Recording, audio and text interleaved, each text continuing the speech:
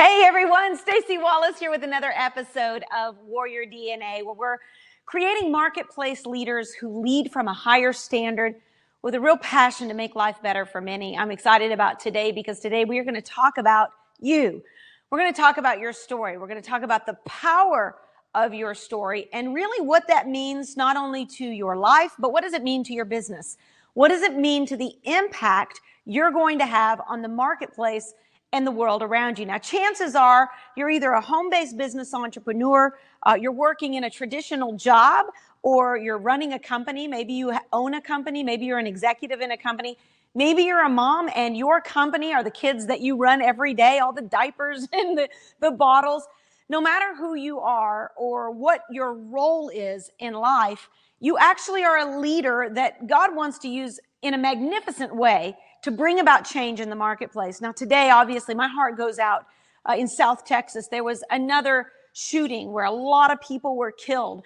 We can't just go through life and not address these things that we're going through. What's happening? We talk about Las Vegas. We talk about hurricanes happening. Here's what I want to say to you. There has never been a more important time for you to step out of the shadows of being an apathetic follower and into a place where you become a passionate, aggressive leader. What does that mean? It means that God needs your story. He needs your life. He needs you to step up and be the warrior you were destined to be. Now, why do we talk about warrior DNA? Well, warrior is a choice. We say it all the time. It means that you have to make a choice to be a person of character. You have to make a choice to be a good dad. You have to make a choice to be a good mom. You have to make a choice to live all in. And I can't even begin to tell you how frustrating it is as a leader to look to the left and look to the right and see people blending in apathetically, just doing what everybody else is doing when there is so much more. You know, I hear it all the time from leaders that I'm working with who are millionaires or 100 millionaires or even billionaires who are just saying, is there more to life than this? In other words, they've made a lot of money, but they're still searching for significance. And when you go to my website, you'll see even the video when you sign up for our newsletter. I talk about some of these principles and what you can do to identify and fulfill your purpose. That's what Larry and I are all about. We're about helping ordinary people wake up and step into their extraordinary purpose and advance the kingdom of God in the marketplace, meaning whatever it is you do, there's a reason why you do it. Wherever it is you work, there's a reason why you work there. Believe it or not, the story you are creating right now has the potential to change the world. Here's something that I've learned is every single human being has a story.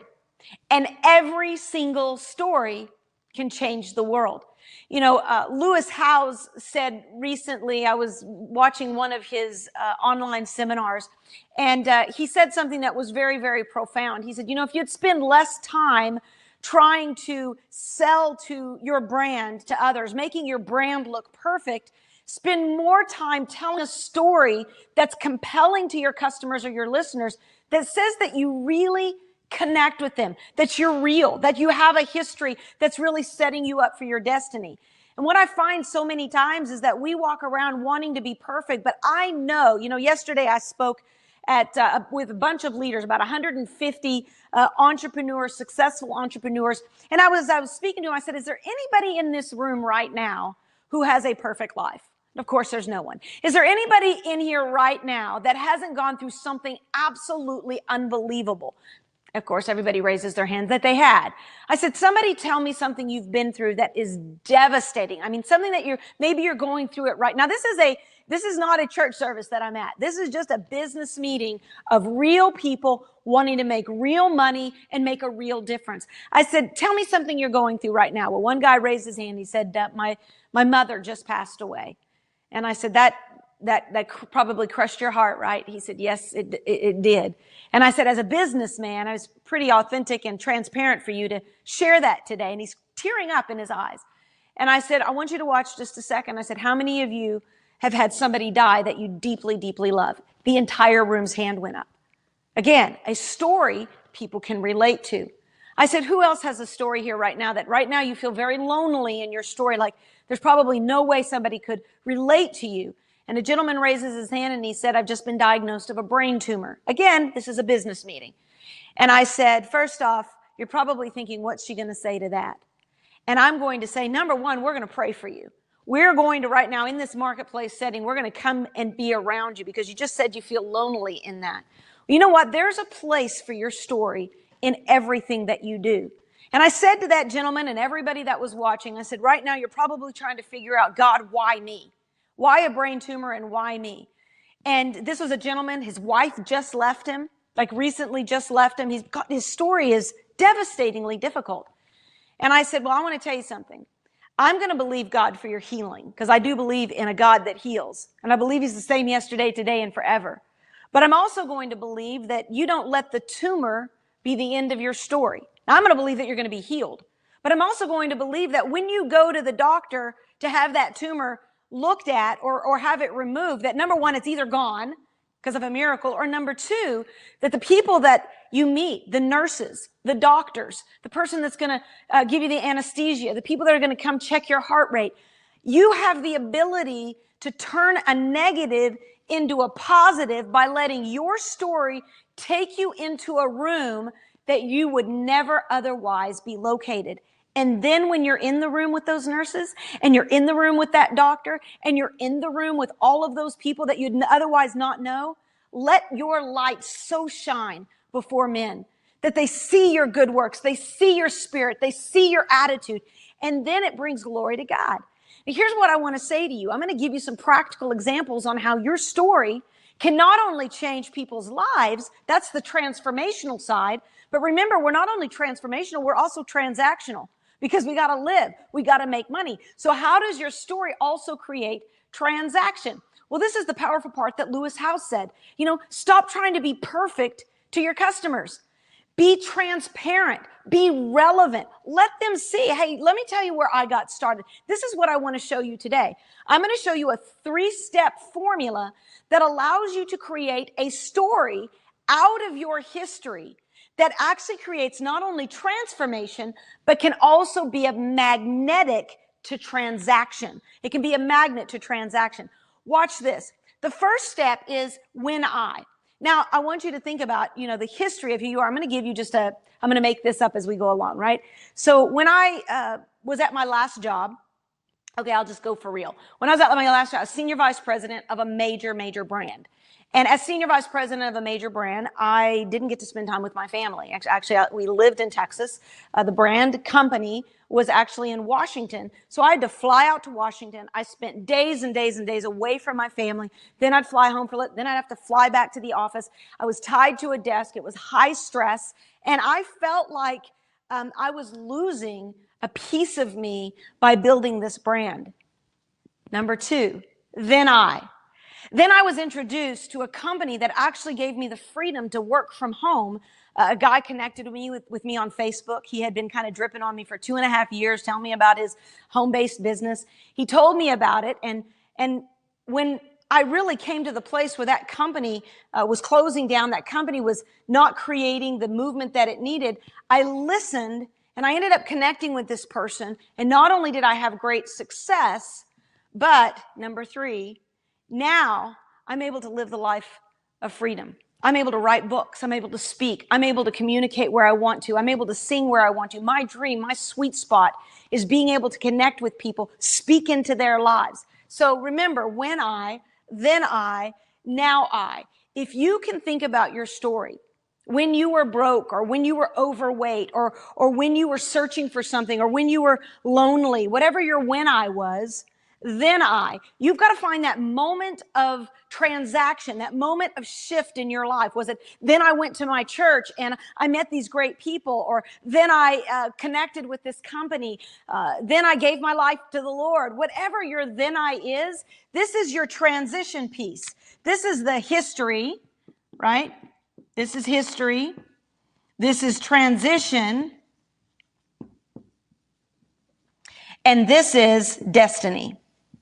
Right? Now I, and then you speak into the destiny of what you do that provides a pathway for others. See, your story, and in fact, recently I just took a bunch of people through one of my master training coach classes, and it's a 30-day full immersion program. It's intense.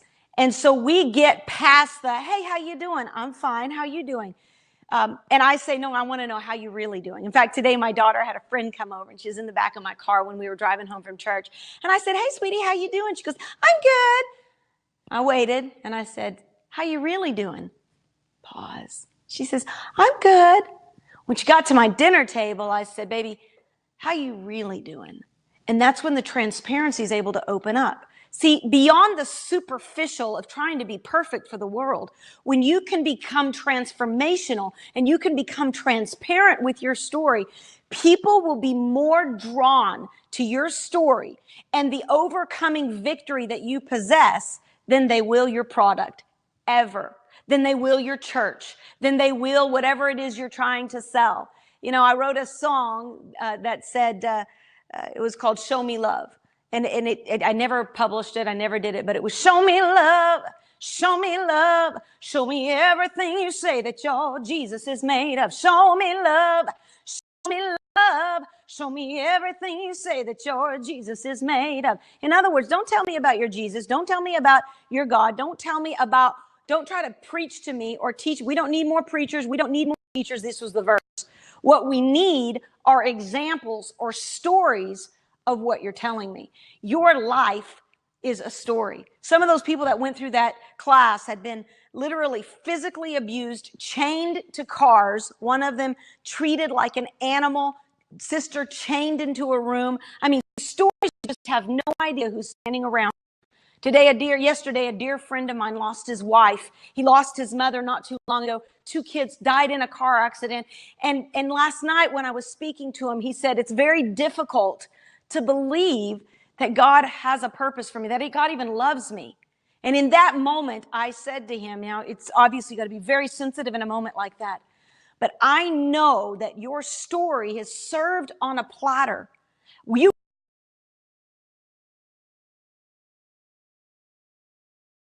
can control what you make out of that story and how you turn it into a banquet table for other people to feast upon.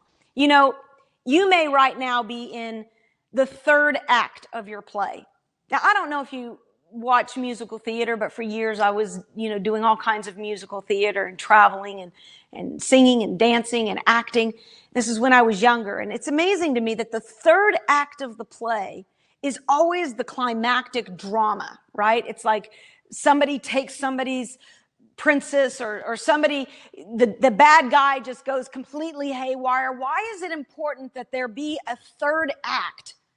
Because there would be no celebration of the victory if there wasn't the darkness of what that 3rd act represents. And I want to say this to you right now.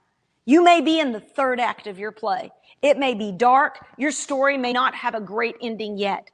But here's what I want to tell you. If you don't like the end of your story yet, don't quit. Don't quit in the 3rd act. I want you to keep going, press in, get some personal growth and development, get into a church, find out what it is you need to do. And you can't shift the world around you, but you can shift the world within you. And when you do that, your story starts to morph. It starts to change. What was ugly becomes powerful. What was depressive suddenly becomes absolutely demonstrative of victory and of what people can do. Don't quit in the 3rd act of your story. Instead, keep going. Perform. Do the ending of the story that you want. And if you don't like where you're at right now, just don't quit. Don't let your story end right now. Keep going. And then turn your story around into a tool that you can use to transform the lives of others. Let me go back one more time.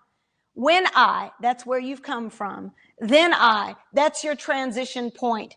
Now that's your destiny. If you have not gotten your transition point yet, I want you to tap in, find a coach, find a leader, find someone you can come in contact with, call a pastor, go to a church, go to a Tony Robbins event, hook up with my Mission Possible book and my online course we just launched. I don't care what it is that you need to experience the transition in your story, whatever you've got to do. Remember, you cannot change the world around you, but you can change the world within you. And when you change the world within you, you create a masterpiece ending. Remember, everybody, that we are so excited this week. Tonight, we're celebrating the launch of my new book and the online course. Just go to staciwallace.com. You'll see it there. Mission Possible is what it's called. It's about unleashing your full potential, taking your story out for a spin so that you can change the world. Warrior DNA. Remember, warriors don't retreat. They reload. I pray that you choose warrior this week. Choose character. Choose honesty. Choose transparency. And choose to take your story to the world around you and make a difference. God bless everyone. We'll see you next week.